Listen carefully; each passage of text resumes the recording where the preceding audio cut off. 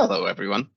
Welcome to yet another episode of Contact Lost, the Polish podcast about competitive Warhammer 40k, both in Poland and abroad.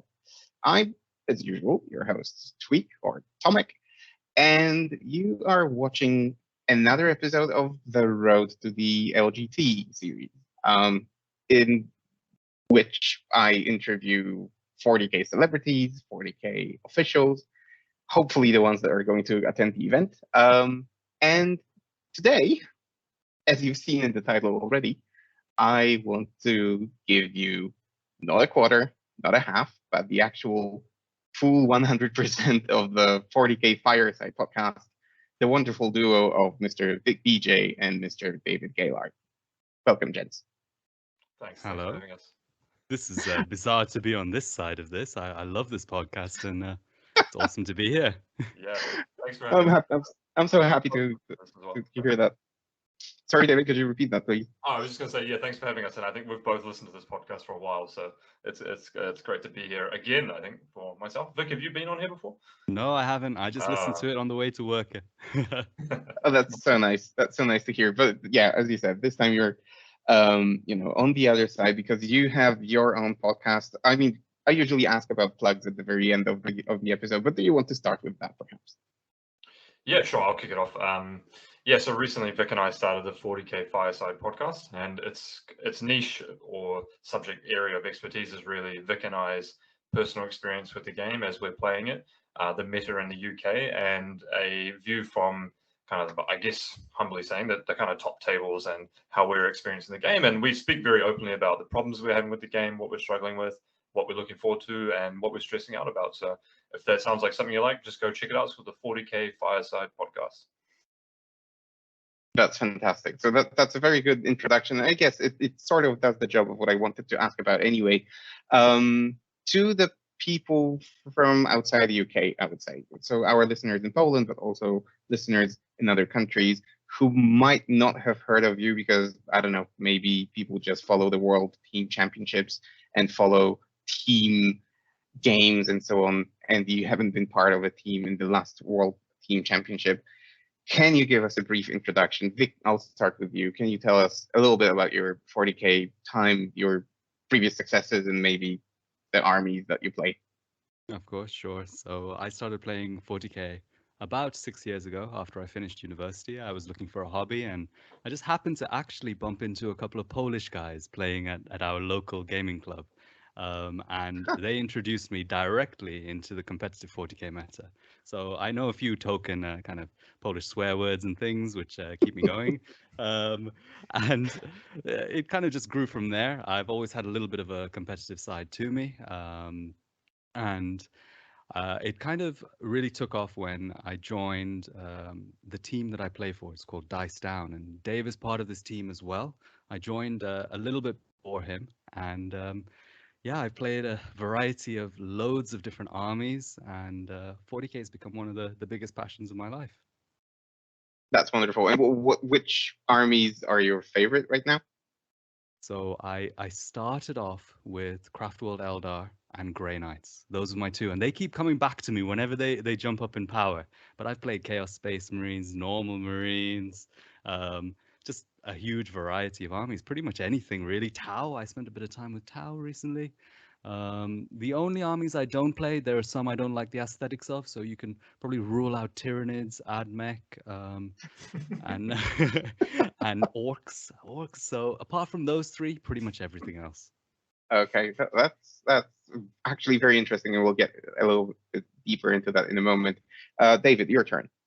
Yeah, before I won't let Vik escape like that though. As humble as the man is, Vik is a super major winner, multiple major winner, smashing GTs like it's no tomorrow. And regardless of where Vik is in the rankings, by the way, he's very high.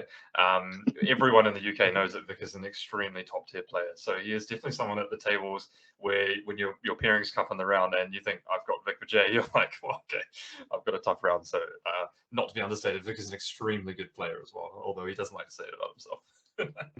Thanks, Dave. I'm David Gaylard. Like I said, we host the Fireside podcast together, and a bit of a contrast in our experience with the game. I have a deep kind of run in competitive esports, and I've only actually been playing 40k since more or less the start of 9th edition. So this is my second season of playing 40k, and given that I think I bring a lot less of the traditional ways of looking at the game, and I play with kind of just the hardest meta kind of focus on things. So I personally am not a huge person on the fluff and the hobby side of things. I really like looking at the game just purely from a competitive standpoint. I've won a couple of super majors, won some majors.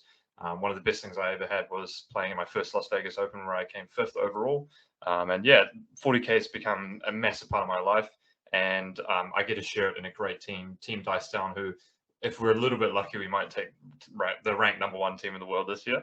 But yeah, it's just a great time, and 40k is in such an amazing place right now. So it's that all that leads up to what is going to be hopefully an amazing LGT as well. Which actually wonderfully segues into my next question. So your history at the LGT, because I'm guessing this is not the first one that you're going to, you probably have some history at the event. So Vik, how have you been with the LGT? How many times have you attended, and how did you fare in the event? So this will be my third LGT. My first one was very much at the start when I started playing, and actually somehow I missed a number of LGTs. I usually attend most of the big events, but I haven't had a very good run at LGT, to be honest. When I first started playing, I was playing with Eldar. I just kind of a normal kind of 4-1, and then I took White Scars when they just come out, and I think I got another 4-1. And then the last LGT I wasn't able to attend, and I kind of gave up 40k during that time because it was at the peak of kind of the orc buggies, the Admech flyers, and these, like I mentioned before, these are all armies I don't play. I didn't enjoy the meta at all. My power grows as the game becomes more balanced. I found the more skewed and first turn impactful kind of the game is, the less I enjoy it and the less good I am really. So I skipped the last LGT, and I'm glad to be kind of coming back to it now. And we're happy to have you back as well. David, how about you?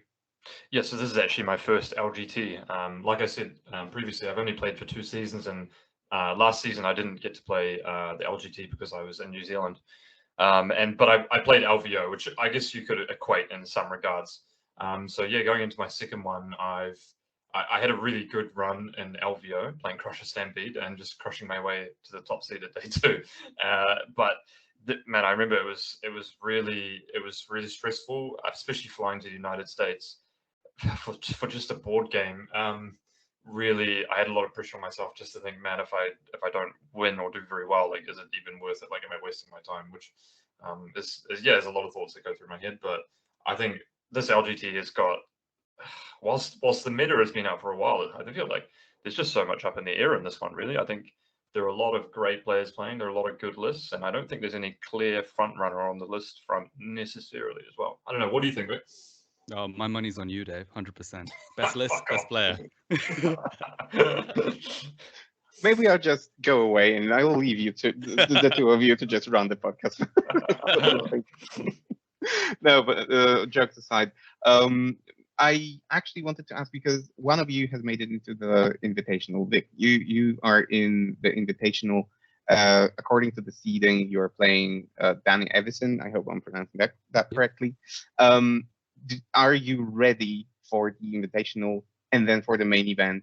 Because from what I've heard, if you do well in both, you're in for 14 rounds of 40k in one weekend or in 4 days. Are you ready to handle that?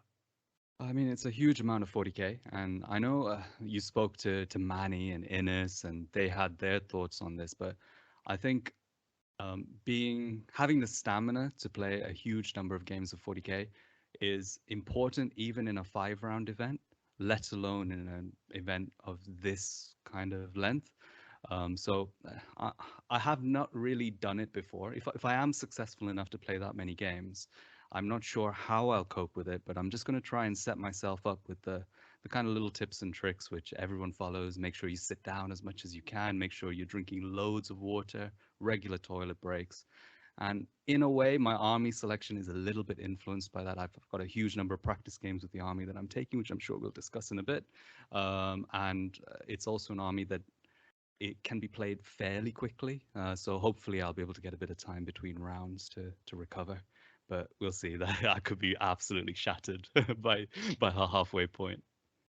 Hopefully not, but still, a question out of sheer curiosity, because you've mentioned that you are part of a bigger team together with David, and this is something that is not very common in Poland, for example. We don't really do teams very much. You know, we are more individual players, and we do team up for team events. However, those teams are usually random, and people just, you know, find whoever is available. Do you benefit from having a team, for example, while preparing for an event like that? I mean, are you getting any sort of like team support? Do people, I don't know, maybe play test games with you, or do you think they will support you during the event by, I don't know, bringing you a wet towel or something to drink? I'll take this one. Having a team is one of the most influential parts of becoming a great player in 40k. I remember I won my first GT, I think it was the second event I played. This is when AdMech was really powerful as well.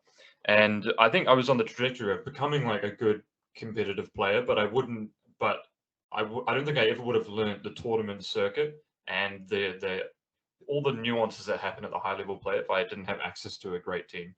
So it teaches you, being in a great team teaches you how to play 40k outside of the game in and of itself, in terms of how to prepare for tournaments, how to think about your list, to get feedback on your list, and etc.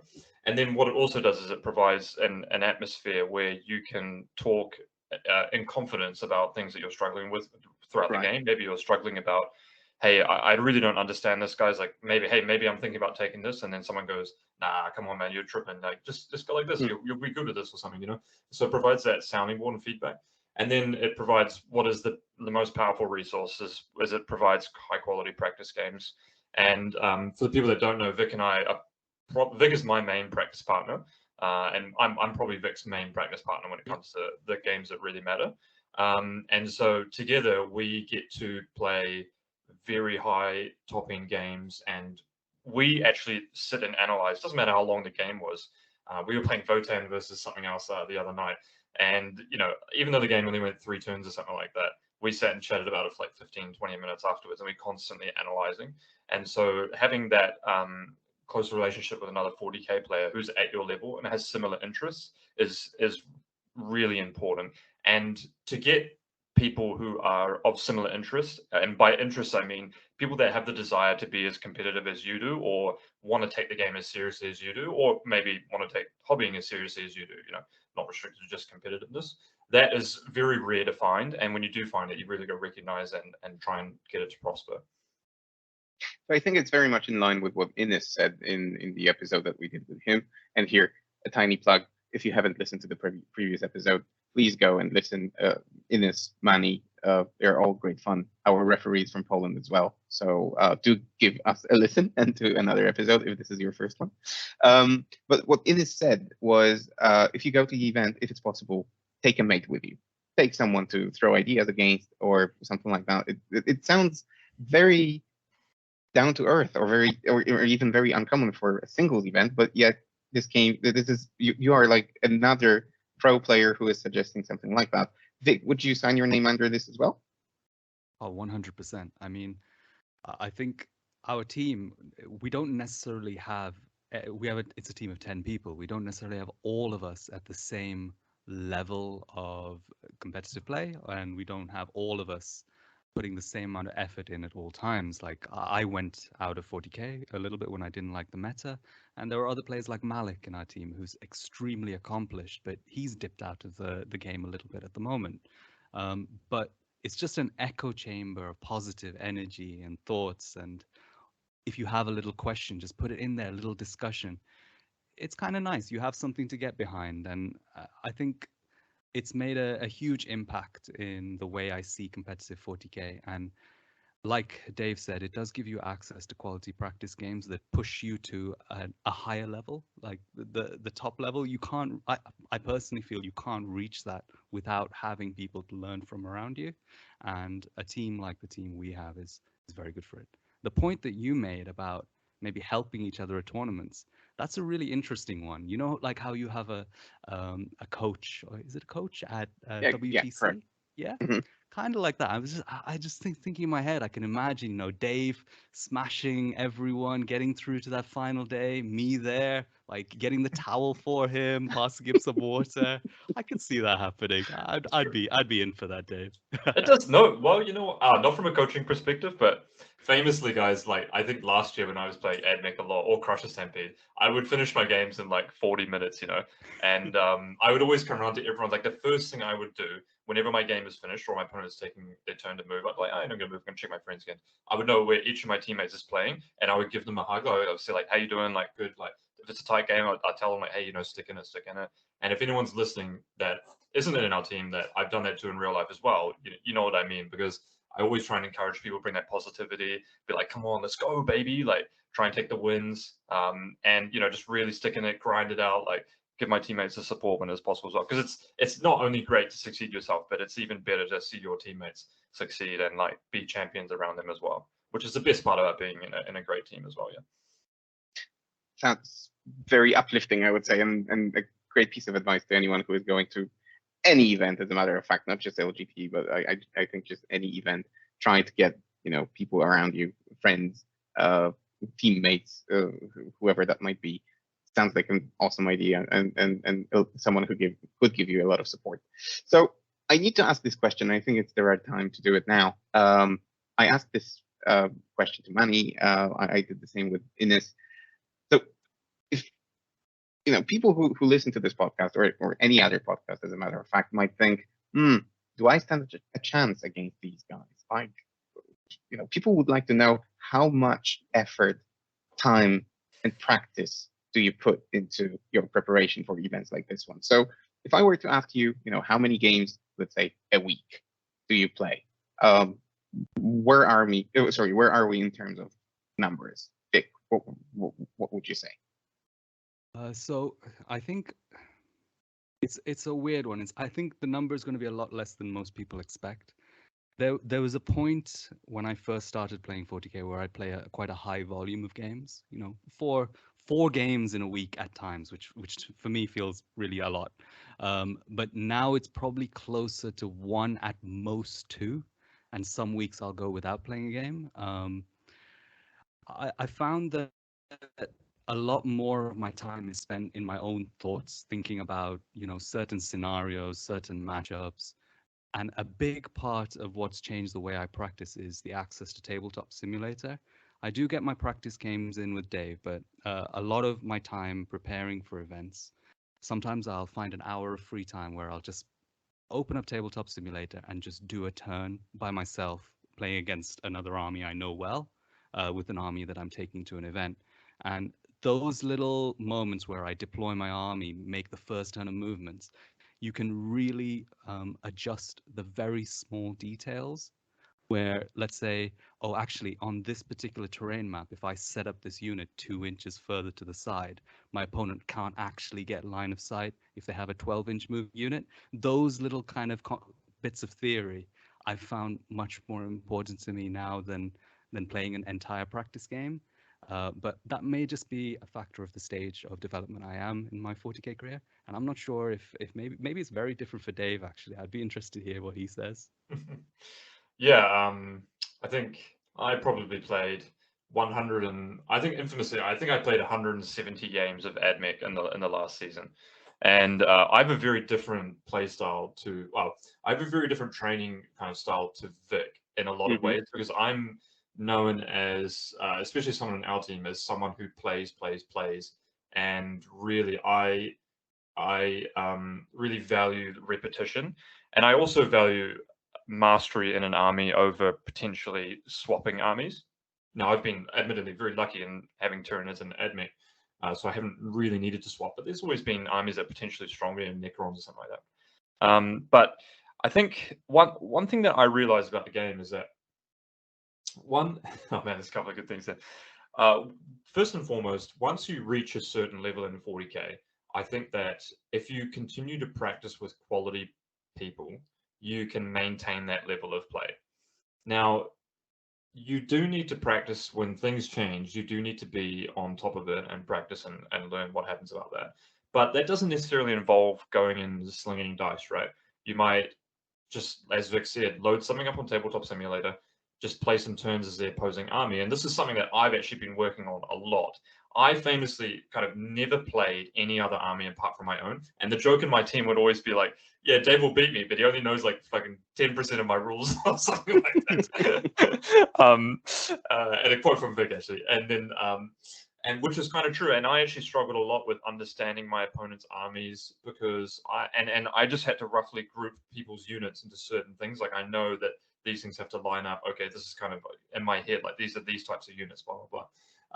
But actually, and what I realized is that actually my practice, I actually need to play other people's armies. And that's where I've gotten the most amount of benefit recently, and I'll probably say the last 2 months, is actually just playing other armies and learning how they work, learning their secondaries and what their types of flows are and whatnot like that.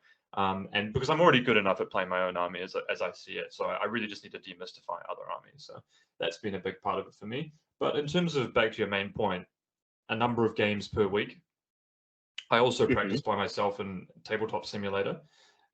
Just like I said, myself versus other armies, and that's where you learn so much of your deployment mistakes, for example. And deployment is a huge thing that impacts the entire game. So that's something you want to get right. And when Vik says something like you can deploy something 2 inches this way or that way, that makes, believe it or not, does make a huge difference throughout the whole game. And that's where a top player will definitely take advantage of people that make tiny errors like that. But yeah, so in terms of that, I practice like that. Then I also practice, I mean, probably 1.5 games a week on average, maybe 2. If it's leading up to a very large tournament, I get a lot more motivated to play. And when the tournament, if there's a tournament like a month out, I probably won't be playing, 2 weeks, a month out from the tournament, I probably won't be playing many games, if any at all, per week. And I just get more motivated as the tournament goes, and I'll start looking for games and stuff like that more often. But it's not as high. General takeaway point, I think, is it's not as high as a lot of people think, and it's more about quality over quantity in a lot of ways. Understood. So yeah, a comment about Tabletop Simulator. If anyone is still not using it, I guess it is really valuable. I mean, we have 2 of the top UKTC players here asserting to it, but still, the maps for tournaments are usually known in advance. The terrain layouts are usually known in advance. You can mimic all that in Tabletop Simulator and just get some practice. I know that the Polish players do the same with the WTC maps, which also can be downloaded from the Steam Workshop and so on. Everything is available. Just take a bit of time, sit down, download, set it up, and check for yourself that it can be an amazing tool that helps you practice. And I also wanted to ask, while we are still discussing preparation for tournaments, do you usually play and test against the armies considered top ones, or you don't limit yourself to only those and you play also some of the niche armies like, I don't know, GSC, which now, thanks to Eric Lathoris and Innes, are probably not as niche as they used to be, but I don't know, also, I don't know, Imperial Guard maybe, or something like that. So Vik, happy to hear your answer on that. I think both of us, I don't know, I'm kind of speaking for you here, Dave. I think both of us could do with maybe playing against some of the less popular armies. GSC is a big example. As it stands, I have had 0 practice games into GSC, and I'm not expecting to be able to get one, and I'm not expecting to be able to process and understand the army in such a way that I can give myself a game. We do have one player in our team who plays GSC very well, Malik, and I think because they're all based in London, Dave's going to do a practice weekend with them, and they're going to get lots of games in. So I think it's very hit or miss whether or not we manage to play against every single army that we expect. And I think the way that we tend to target our practice online or between us tends to be playing against the very top meta armies rather than the niche armies. Right. David, before you go into your answer, I just wanted to give context to that question, because when the Polish national team was preparing for the WTC, or even after the tournament, they said, yeah, we spent the majority of time, getting the reps against most common builds, most common armies, most common lists. And for example, Australian lists came as a big surprise because the Polish national team didn't invest the time to play niche lists and niche builds. So yeah, that's the context for the question. Now, happy to hear your answer, David. Yeah, it's a waste of time. Because time is ultimately your resource that you've got access to, and Absolutely. it's very limited. And so this is a classic example. And Innes, if you're listening to this, I'll use you as an example. We're all going to go play LGT. Innes's list is, I've never played against it before, but I've heard things that it's quite powerful and has quite a good output and stuff like that.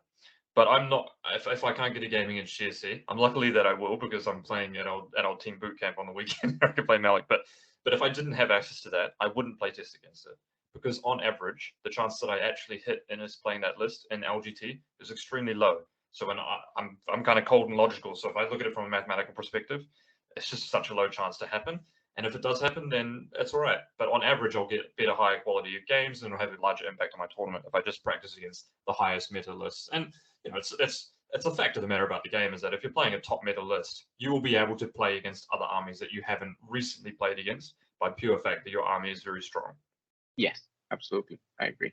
Okay, so talking about the armies, I think it's time to go into the nitty-gritty of it. So the lists that you are bringing. And again, I'll start with Vik just to, have you speaking interchangeably. So Vik, first question, are you bringing the same list to the invitational and the main event? And I'm only asking because I haven't seen the list yet. I haven't had the time to actually track that. So are you bringing the same list to both events, or are they going to differ a little bit?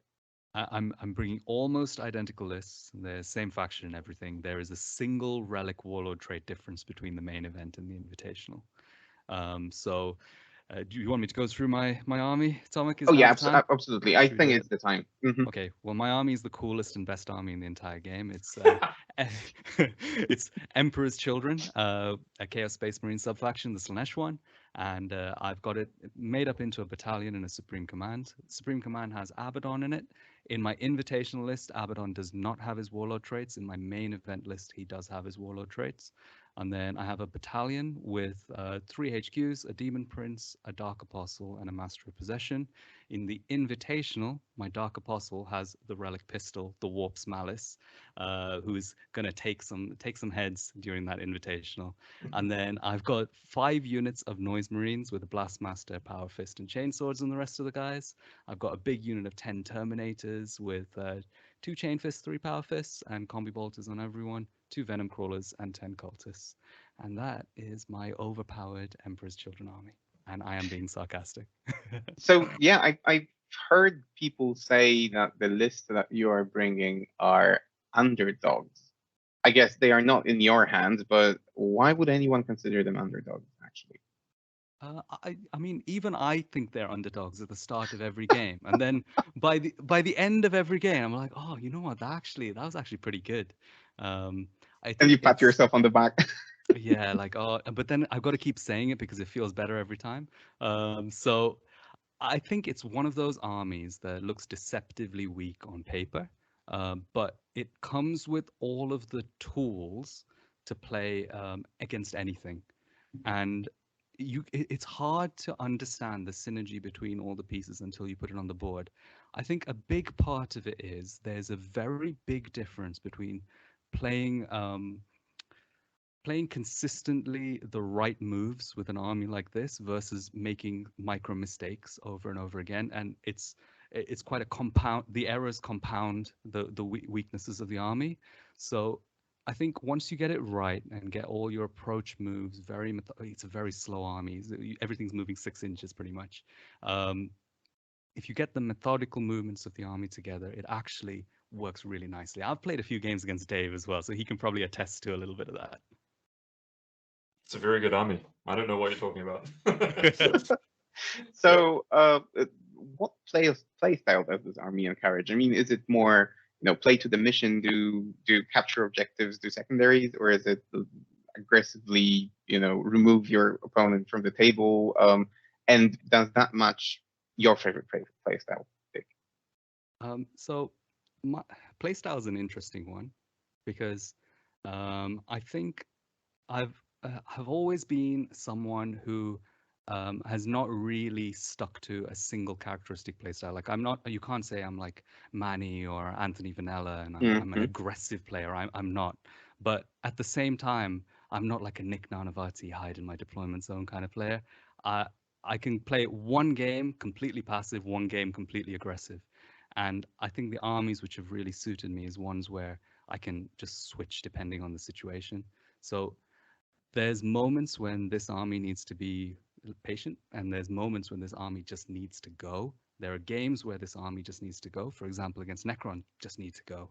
And there are games against, say, Tau, where just wait a turn, let them expose themselves.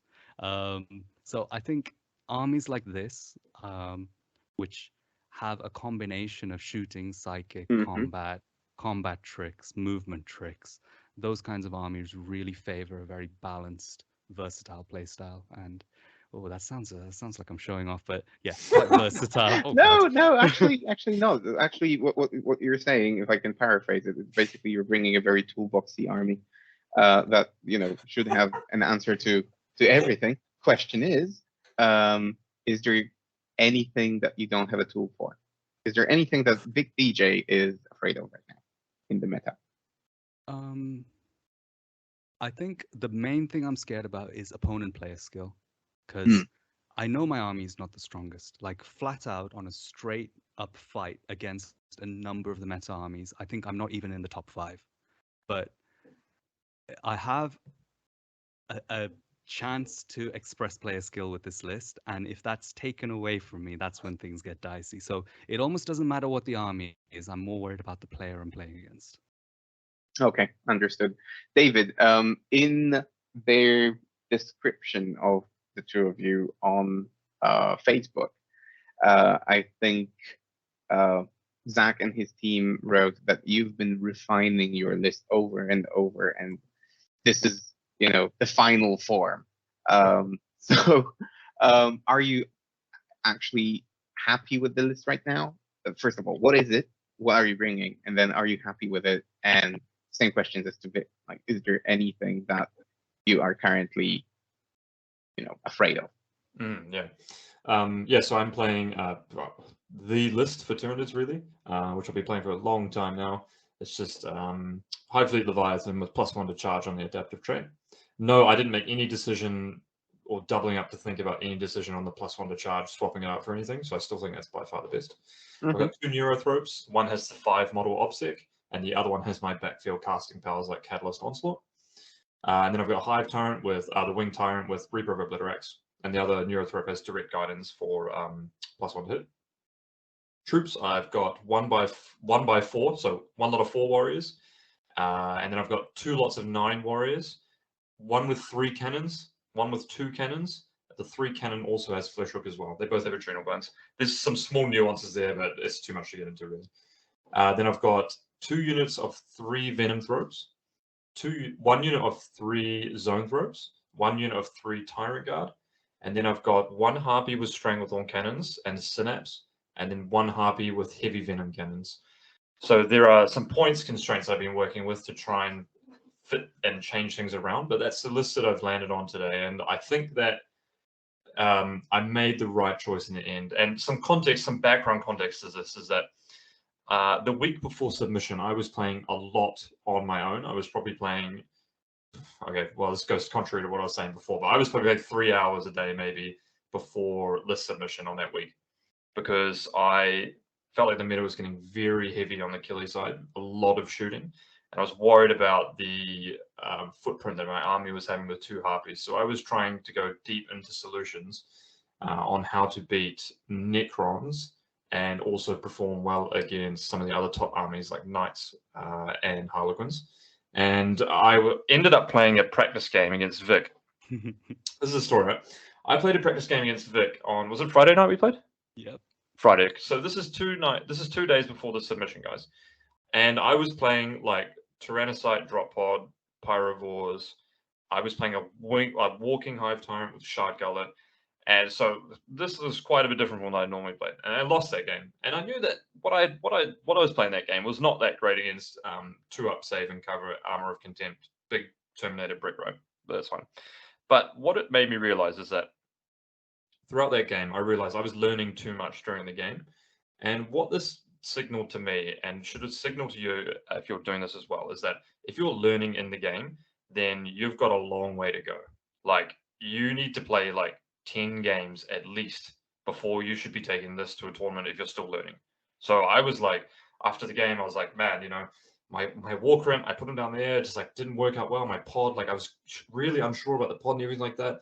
And what I ended up doing was thinking about this over the whole weekend and thought, you know what, I'm just going to stick with what I've been really good at, and I know that I'll have consistent results if I play what is good. Then how can I make some small list tweaks to shore up some of those matchups that I'd been practicing in that week? So I still had a lot of learnings. So I've been practicing a lot against Necrons, and I understood a couple of key parts of their list and what, if I were to tackle that list, where exactly I need to hit it. So I learned a lot, like destroys, for example, are one big thing. And you might think, oh, it's so obvious Dave destroys, right? But when you consider the options that I've taken, there are some very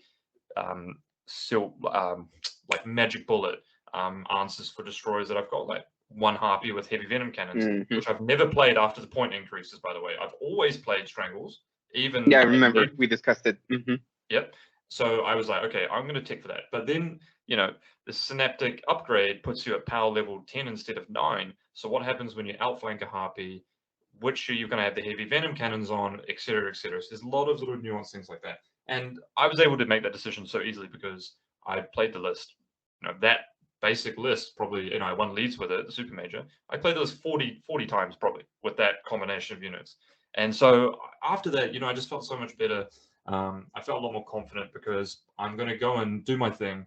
When someone sees me at the table, they're going to be like, all right, it's David doing his thing, you know. It's like, okay, I'm going to just do me, you know. It's been working well. And yeah, it's interesting because you can always have, like, before you submit your list for a tournament, you can always have those thoughts around, like, is this the right thing? You know, I just lost a couple of games. You know, wow, you know, ups and downs and backtracking and stuff like that. But experience speaks the most volumes, I think, because playing in a tournament is different from playing online or playing in practice games. That's for sure. When I practice, unless it's like for a boot camp or unless it's right before a tournament, I will play very loose. Like I will just try and explore the game. But in a tournament, it's a lot different. When you're playing in it and it means something, it's a lot different. So having the experience of knowing what you're playing with in the times where you really need to play well is worth its weight in gold, I find, rather than a list that might be 5% better, but you might be a little bit unsure about things because ultimately you're probably going to make a mistake.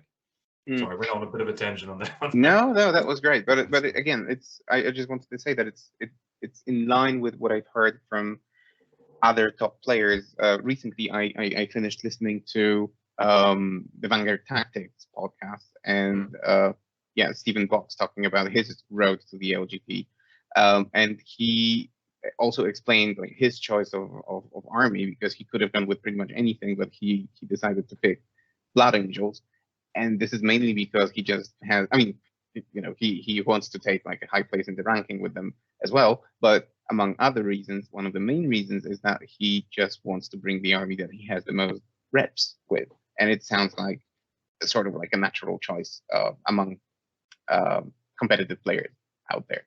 So, yeah. Have you pitted your armies against yourselves? So I assume yes, because you're your main you know, sparring partners.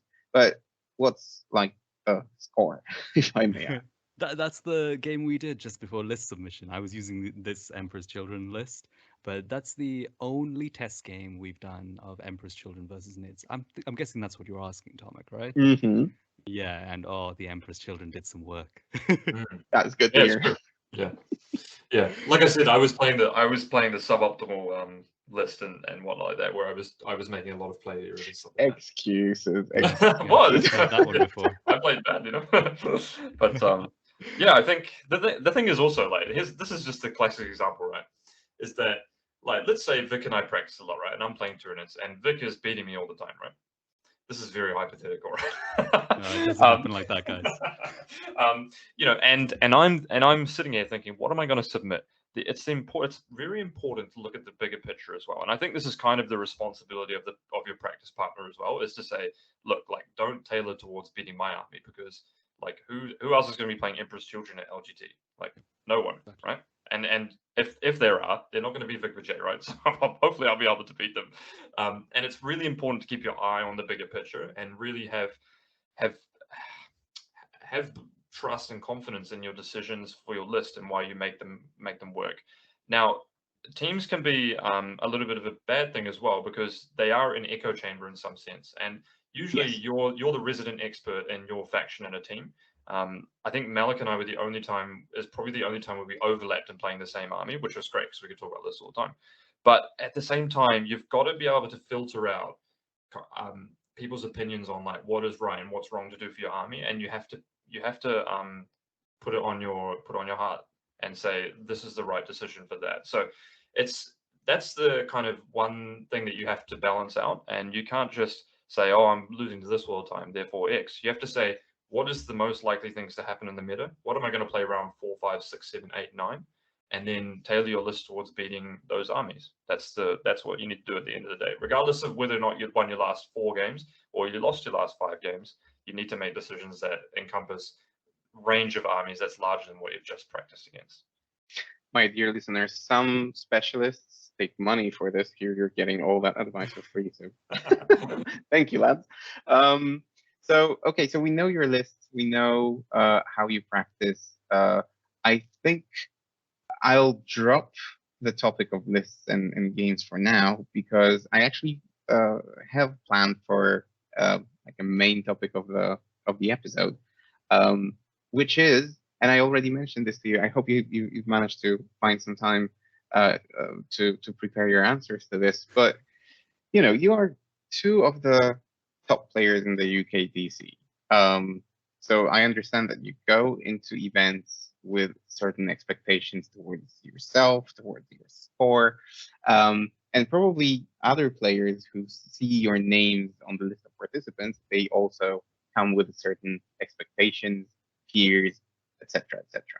So I wanted the theme of this episode to be how you, as pro players, deal with all the pressure that you actually managed to touch upon already.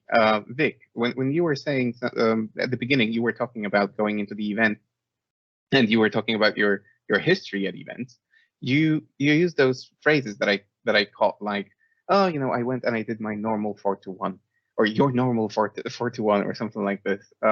Then Dave, you said something along the lines of, you know, what am I doing at this tournament? I'm wasting my time, lots of thoughts going through my head, and so on and so on. So you do experience pressure. I did feel that when you were talking even about your history at events. So how do pro players handle pressure? How do you fight it? Vik, I'll start with you. Actually, you know, I'm going to pass it over to Dave first, because I have a feeling Dave's going to be very insightful on this, and my answer might be a little bit different to the normal answer you might get on this as well. All right, let's do it like that.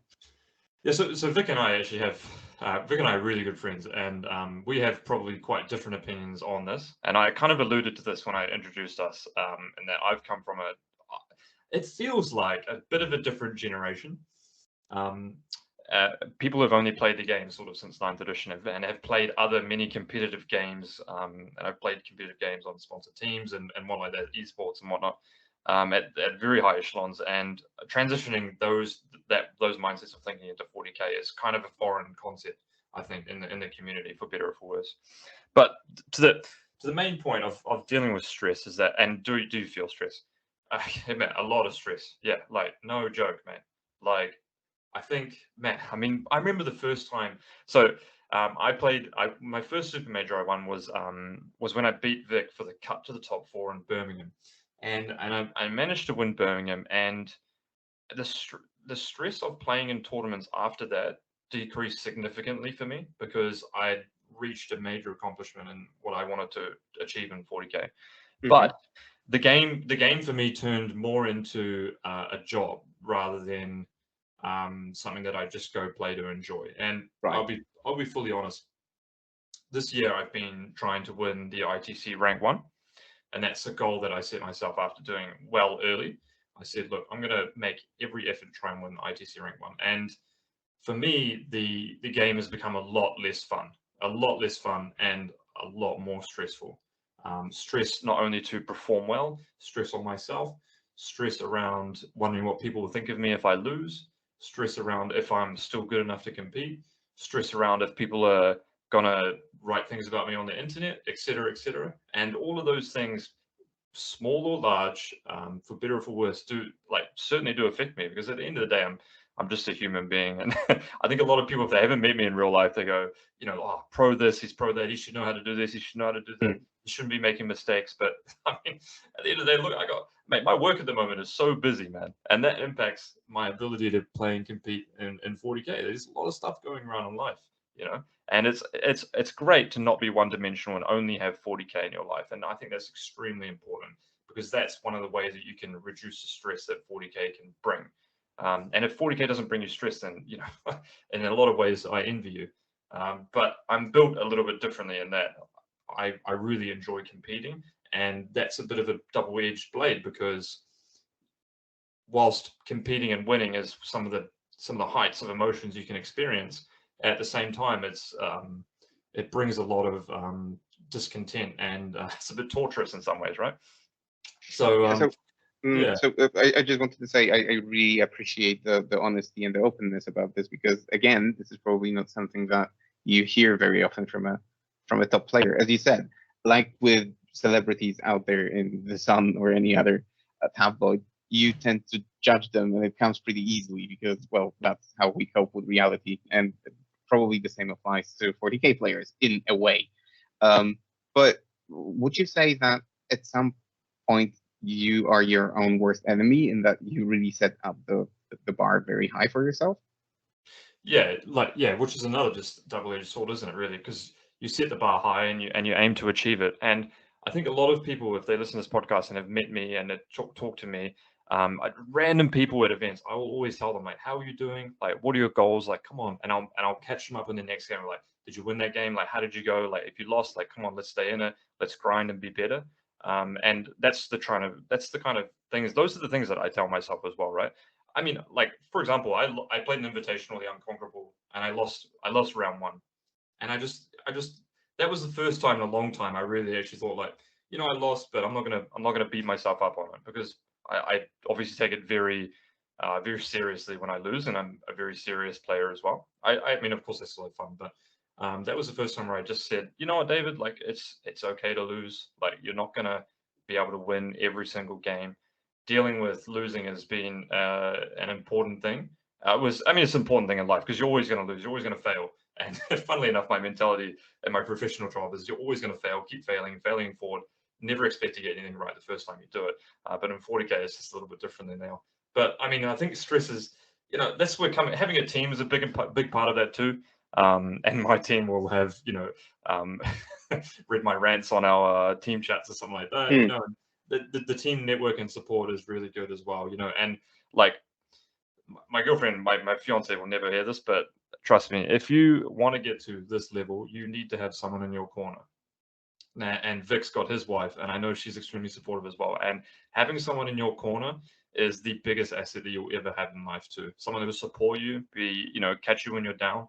That's the biggest reason that I haven't crumbled in a lot of ways through some things that I've been through this year as well. And that's just been the rock that I've been able to rely on alongside my team, but more so my fiance, who's just supported me in whatever I've wanted to do. So yeah, if you haven't got a fiance or a girlfriend, go and get one. Go get one. Well, that's my little spiel. Yeah, hopefully there's some advice in there, maybe. That's wonderful. Thank you. Vik, your turn. Oh my gosh, I don't know if I can follow. That was super insightful, wasn't it? Yeah, it Wow, was. Dave. Yeah, I mean, for me, what Dave has described is a point that I've definitely felt as well. When I first started playing 40K competitively, I had it in my head that, I have to win. The point isn't the game. I have to win. I have to win the game. Of course. Why else play competitively unless you want to win? But the amount of pressure you put on yourself to do that, is huge because it's fundamentally a luck game with so many variables, and it's impossible not to make an optimal move on every single game. So the turning point for me came a few years ago, where suddenly I decided to get my priorities right. My priority wouldn't be about winning the game. My priority would be about competency of the game, of enjoying the game. And I started going deep into the lore behind the game, the fluff, the models, and optimizing the way I play the game regardless of the outcome. And I think the kind of player that I am now is because of that. And I think even in high importance games, I'm still quite calm because at the end of the day, I just keep reminding myself, it doesn't matter if I lose this game. I just have to try and not make any mistakes during this game. And the outcome is the outcome, be it because of dice or my opponent having a better army or my opponent playing better than me as well. And because of that, there's some pros and cons. The pros is I enjoy every single tournament I go to. The con is that I no longer have a cutting edge. And I think a lot of the very best, most successful players have that cutting edge where they're determined to win the game, win the tournament. And that kind of cutting edge pushes a lot of people to win the big events because they push through at the end. They never give up. So I see a lot of that in Dave, and I think we're kind of learning a lot from each other because Yeah, you complement each other. I could take a bit of cutting edge from Dave, and maybe Dave could take a little bit of my calmness and take some pressure off himself as well. And I see both of us gaining from each other as time goes on. Yes, it's incredibly interesting to listen about, pro players' philosophies when going into games and into tournaments. And again, I'll just recall Stephen Box again, who said that in his podcast that his aim at a tournament is to like make a friend at any tournament, which again is admirable and not something that you expect from a competitive player going into an event, because usually you would just think, I want to win my 5 games, I want to do 5-0 or something like that, and yet you hear all those different philosophies and you start wondering, maybe I should have one as well, something like that. Yeah, I think honestly, I think having a philosophy of how you approach the game is really good, and I think one day I'll probably get there. But what I think you've heard, if you've just listened to myself and Vik talk, as someone who's played the game for or had a relationship with the game, I think is probably more accurate for 2 seasons, and then someone who's had it for 6. You definitely evolve as a person, your relationship to the game, for better or for worse, through what you've been through as well. And I think, yeah, it's definitely it's a really interesting one. It's something that I've been trying to work on a lot this year, particularly over the last couple of months. I've been really trying to evaluate my stance on the game as well. I think it's really amazing just how deep and important this hobby is for us. Mhm. It means a lot to us, and we put a lot of our energy and time, and we get so much enjoyment out of it. It's a big thing. It's you only see it once you put this kind of stuff into words. Yeah, it's very multifaceted and actually quite complex, but also very difficult to understand for anyone who is not in it. Like, you said your fiance, your wife support you. My wife has no idea of what attracts me to this hobby, so I guess it depends on the partner that you choose. But listen, I have one more question, and this is still related to the topic of dealing with pressure and so on, because there is pressure before the event. There is also some sort of pressure that people put on themselves after the event. And here I could bring up the story of Typhus, the captain of the Polish national team at the World Team Championship, with whom I've also done an interview, and he said that especially the last game at the WTC that our team played against Australia, he said that after coming back home, I mean, on the plane home, on, I don't know, the bus home, at home, he's been beating himself up because of that game, like, analyzing and over analyzing, what should I have done better, what could have gone differently, should I have placed these units over there, or more to the right, or more to the left, or probably deeper thoughts than that. But do you do that too? Do you tend to analyze or over analyze your games?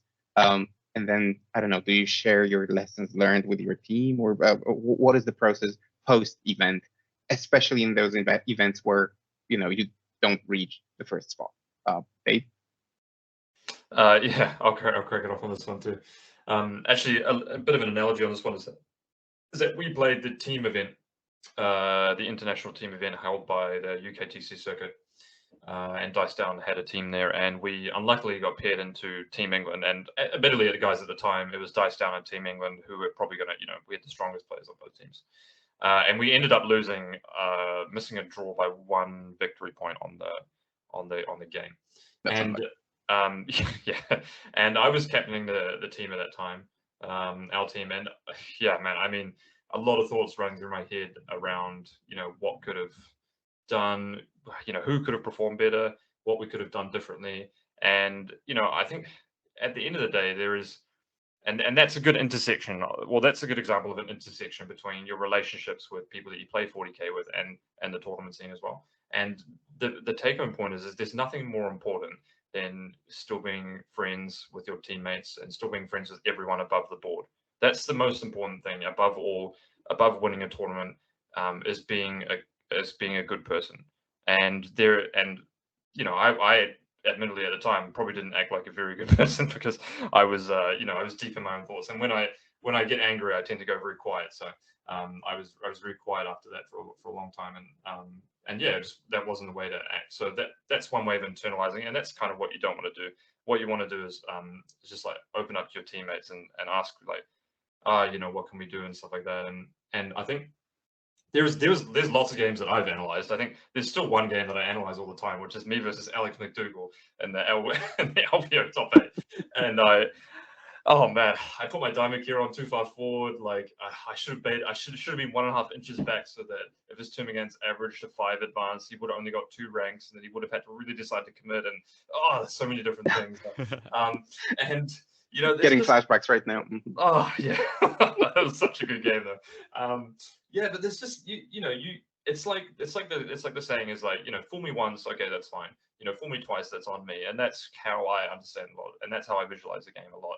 Is like, okay, you get me once, that's fine. You got your one shot, that's all right, but yeah, it won't happen again. So don't take them too much to heart, and you should still be proud. I think because I obviously go into tournaments with a mentality of like, well, if I'm not winning, like, what's the point? Like, if it's a 40-man GT, if I'm not getting first, like, what was it, a waste of a weekend? If it's a major, if I don't win, is it a waste of a weekend, sort of thing, for better or for worse? And just learning to live with the fact that actually, what you do is you should still be really proud of how you perform. And that's a good mental note to have, and maybe that's going to be my philosophy. I should still be proud of where I am, perhaps. And yeah, like I said, like your relationships with people in the game is a really important thing to bounce back on. If you're struggling with something, or if you're in a dark place, like just try and talk to people, and you'll find that actually maybe what you're going through is not that uncommon. Mm-hmm. Vik, how about yourself? Do you beat yourself up after a game? They say, don't they, that like you learn the most from your mistakes, and I think that's because of the emotional connection to losing and mistakes. That's where you gain the most, because even if sometimes when you win a game and you still make some errors, it's very easy to overlook them because you've won the game. So I think, like a lot of things in life, sometimes it helps to be able to zoom out and look at the bigger picture of things, look at the context of things, and use that to grow. So if you have made an error in a game which has cost you the game, that's an awful feeling. But when you look out a little bit and see, why did I make that mistake? Was that just a lapse in concentration? Zoom out again. Why did I have the lapse in concentration? Is it because I didn't drink enough water? I didn't have enough breaks. I was playing too slowly. I didn't have enough time on the clock. I'm not fit enough to be able to play into the third game on the first day. And if you keep zooming out like that, you see a much bigger picture where you're not beating yourself up for the little mistake at the end of the chain, when there are so many things you can improve along the way to help you improve your game. So I think every opportunity should be used as a learning opportunity. I don't know if that made any sense to anyone. Did that make sense? It made sense. Absolutely. Yeah. Yeah.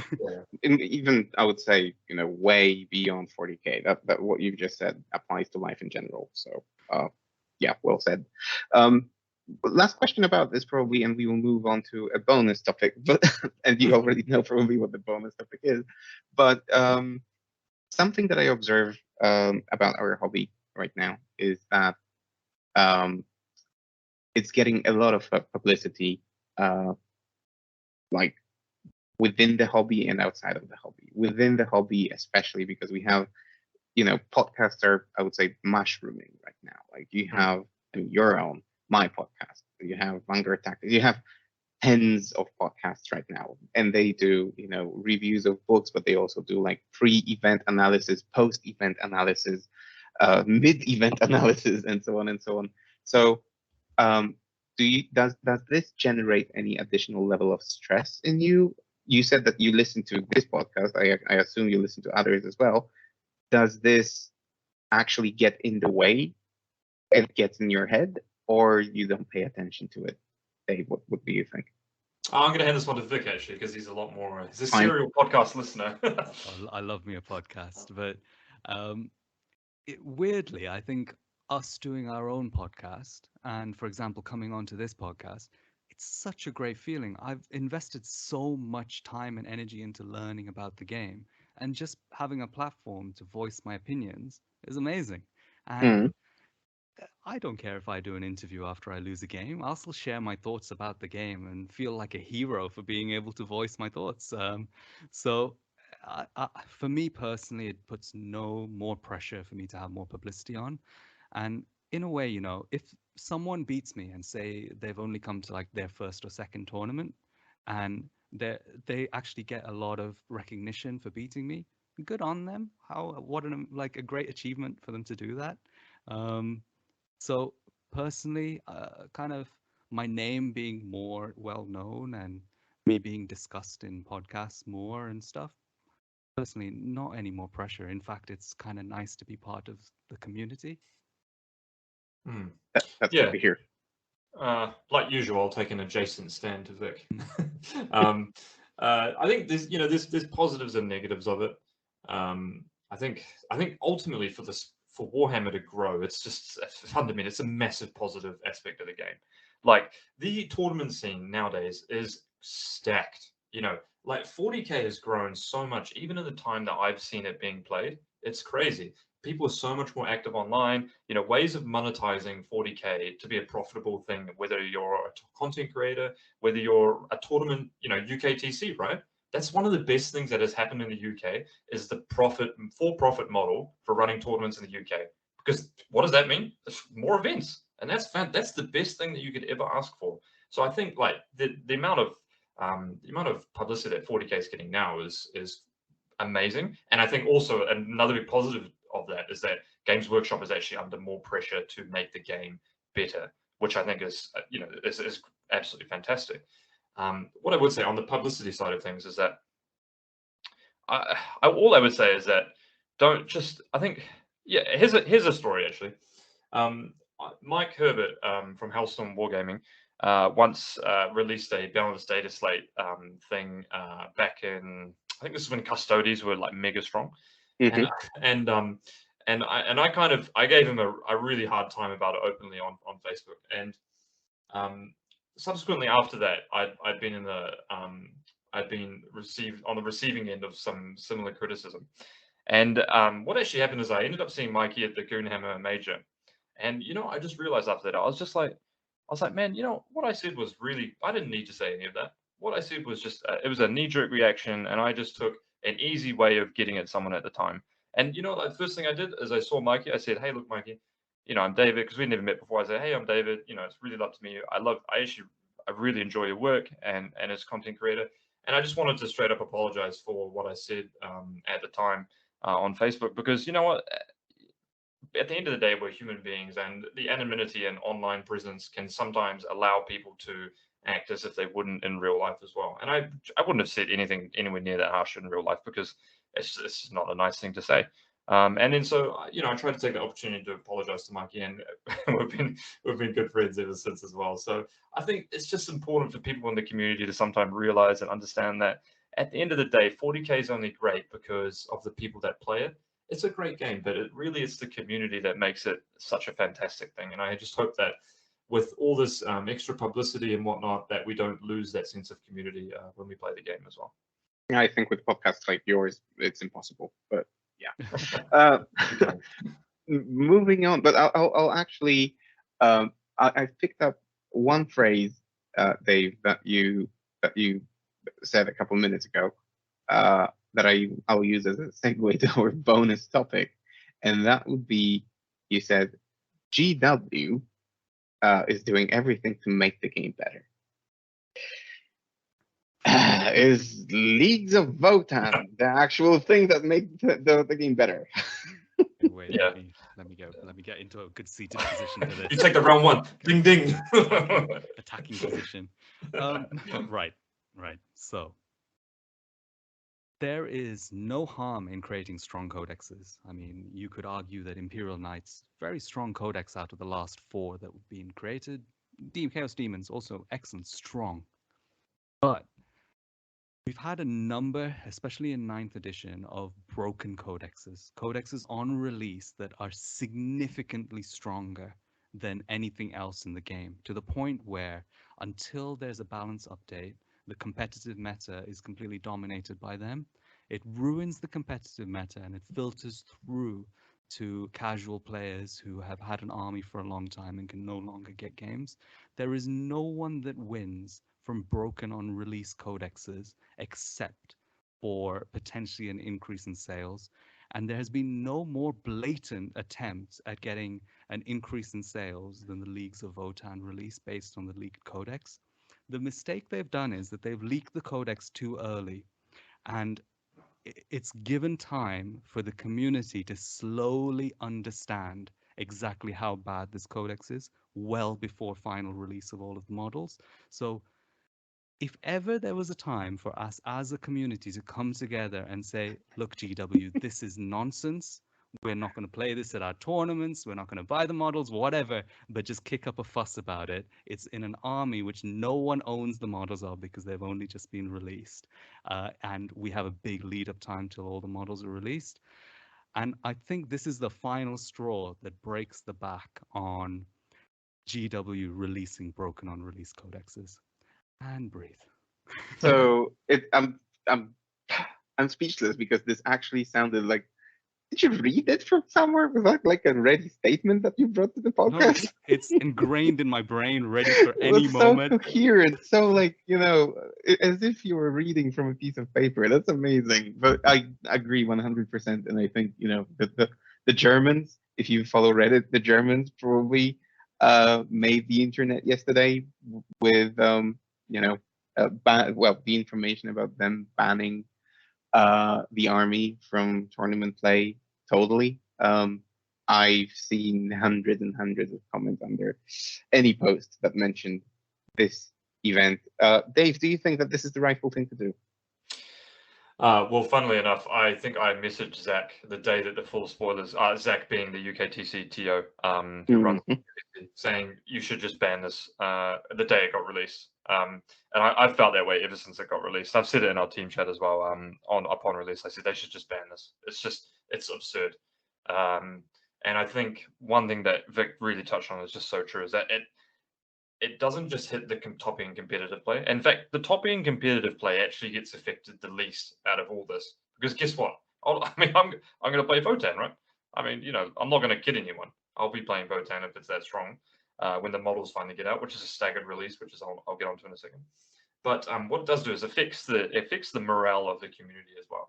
And the morale of the community are the people who are down at your local game store playing, talking about the game, and their enthusiasm to then go on to participate in larger tournaments, because these people aren't going to go and participate in larger tournaments if they just, oh yeah, Votan's just going to be everywhere. I'm just going to have crap games, because bad player experiences is what diverts people away from staying in the tournament scene. And the tournament scene Absolutely. is the most important thing to me. And so actually keeping these people into the tournaments, and actually, as a TO, trying to get people to transition from casual play to their first tournament is really important. And by the way, if you haven't gone to your first tournament or first big tournament, you'll go and have a blast. You'll meet so many people. It's the greatest thing you've ever been to. So if you're even worried about it, if you don't know if you're going to hang out with anyone, if I'm there, come say hi to me, or if Vik's there, come say hi to him. Tournaments are great and you're going to have fun. But I am worried about its effect that it'll have on the wider community, and I think it's just, it's in so many ways it's just the iceberg, right? It's just there. It's a month out, and we're on the ship, right? You just steer the ship in a different direction, It's fine. It's not a big deal. Just ban it. Don't play it. What I am worried about, though, is that, and we're kind of, Vik and I are perpetrators of this, is that we're talking about how broken the codex is with all of its models. Now, what I could foresee happening is the codex gets released with its current models. Then it's actually not that strong without some of the key parts of the model release range. So what I could see happening is actually Votann gets released. It's not that strong. It's still a good army, but it's not broken. And then people go, oh, it's kind of fine. And then the Hecate Land Fortress comes, with 50% the points that it should be. And then actually just ruins everyone's day. And everyone's like, oh, it's broken. It's like, yeah, well, yeah, it's broken. So if you're a TO and you're listening to this somehow, be proactive. Don't be afraid to say, actually, for my tournament, I'm not going to allow this, because what I fundamentally care the most about is player experience. And that's the most important thing when it comes to tournaments. Yeah, and if you don't, expect money, bring 150 Votann troops and deal with that. Yeah, well, I mean, that will happen, right? Like, that might be a good list. Like, Votann might actually still be really strong even without the Hecate Land Fortress. There might be something there.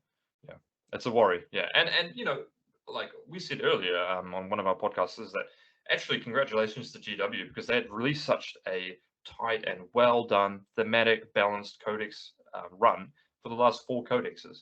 And so let's just continue that trend, GW, and keep the game great, because the meta has never been in such a better place. Like, you go outside, you look outside, it's a beautiful day. The sun is shining on a blue blue backdrop sky. There's green fields, there's lush grass, and there's birds are singing and bees are buzzing. That's the meta at the moment. The game is so good right now, and if you just want to come and bulldoze that with a terrible codex, then yeah. It's the iceberg, people. Come on, we can avoid it. Yeah, it's going to backfire. You're going to have a bad time. Okay, so enough about Votann. I mean, if anyone wants to hear a more in-depth analysis of what exactly is broken about this codex, I again encourage you to visit 40K Fireside, because the lads here, they pretty much explain it very in great detail. So go and have a listen. Gentlemen, last question, and I think I'll let you go. Just to get back into the topic of LGT, so that Zach cannot really blame me for not mentioning it. One piece of advice from every single one of you, like to the people going to the event, and among our listeners, there could be people who have been there many times. There could be people who are going for the first time. One important piece of advice that you would give the attendees, what would that be, Vik? Okay. So I'm sure it's not just going to be me, but there's this extreme excitement that is growing as LGT gets closer at the idea of going to the largest event in Europe. And there's going to be 700 like-minded 40K players there. It doesn't even matter about the games. The environment is going to be so incredible. Just take it all in. Win or lose, just enjoy every single game and every single moment that you have there, and keep that as your focus. Have a great time. It's a hobby. Enjoy it for what it is. David? Which is a great piece of advice. My advice would be, get a good night's sleep beforehand. Don't be up all night thinking and analyzing about your games.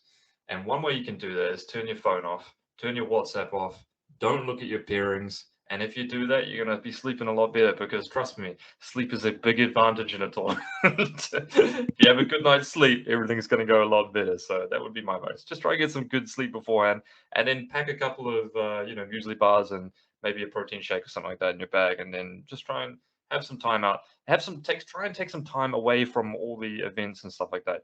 Get outside for a bit, have some time by yourself, decompress, because after playing at LVO, there is a lot going on in the room, and you need to spend some alone time, and then just let your body, readjust, and then you'll be back at it on a fresh one for game 2 or game 3, 4, 5, 6, 7, 8, 9 if you're winning. Yeah, in other words, start building up your stamina right now. Yeah. Okay, gents, I think you've plugged your podcast already. Is there anything else, any other announcement that you would like to make, or can I wrap up the episode? Oh, I can't believe it's ending. That was really fun. Oh, thank you. But it's mainly due to you. Anything on your end, Dave?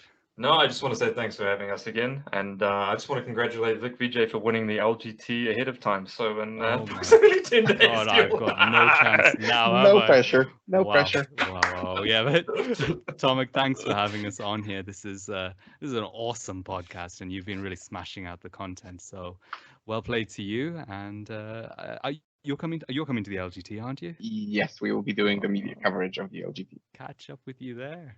Absolutely. Can't wait. Yeah, see you there, guys. And to our listeners, if you enjoyed this episode, go see the other ones because the road to LGT is quite informative. And make sure you leave a like, subscribe, click that button to get the latest notifications. And usually I say until next time. This time I'll just say see you at the event. Thanks, everyone. Have a great day. Bye-bye.